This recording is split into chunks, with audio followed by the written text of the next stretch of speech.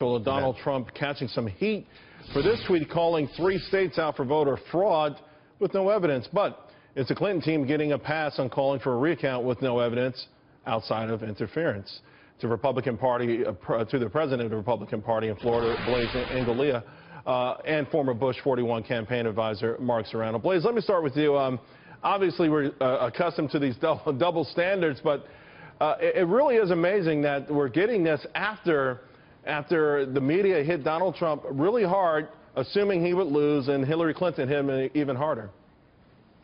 Yeah, it is hypocritical. It is nothing but hypocrisy at the finest. Look, when we were claiming that there are potential irregularities in elections, the Democrats just dismissed it out of hand. But now they're going and causing a recount in some of these states, which are going to cost the taxpayers millions in addition to what they have to raise. Look, the recount is not going to change the outcome of the election. They're just being sore losers because they cannot get their heads wrapped around the fact that the people roundly rejected their policies and they lost bigly. Mark, ultimately, what could be the real strategy behind this? Obviously, Jill Stein's not going to make up 1.4 million votes. So is it just to discredit Donald Trump or discredit the process itself? There's actually a lot going on here, Charles. First of all, Jill Stein is just a proxy for Clinton and the Democrat Party by launching these recounts. And it's to, number one, delegitimize Trump's victory and possibly throw into haywire the Electoral College vote. But just as importantly, it's to lay the groundwork for the 2018 Senate races where Democrats are defending seats in Pennsylvania with Casey, Wisconsin with Baldwin, and Stabenow in Michigan. But additionally, Charles, believe it or not, this may also lay the groundwork for a possible comeback from Hillary Clinton in 2020, believe it or not.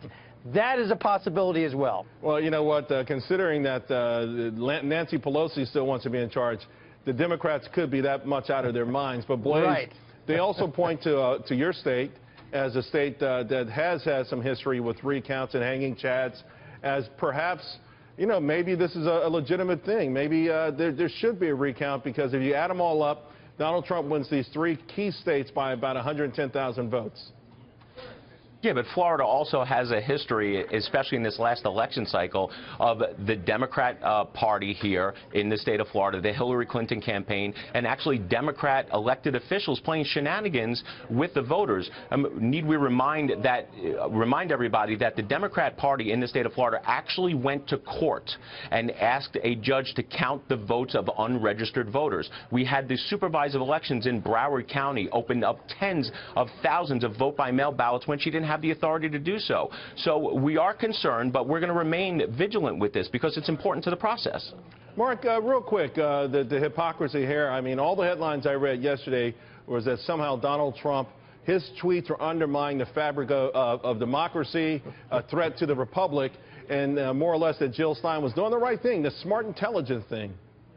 Look, the media are the ones, that are challenging the sort of the fabric of society. They pressure Donald Trump to call for national unity, but at the same time, they fan the flames of divisiveness by legitimizing these illegitimate recounts, which, by the way, are intended to delegitimize Donald Trump's victory. So the hypocrisy is very thick. And they're going to get, they won't get far with it at all. They're trying to also prevent these states from turning in their Electoral College votes in time, right, which, again, won't happen. So it's foolish, but it's typical of the media, Charles. It's typical, and I got to tell you, these desperate ploys, I think, hurt them. I don't know what the game plan is, but it's hurting them more than helping for sure. Guys, thank you both very much. Appreciate it.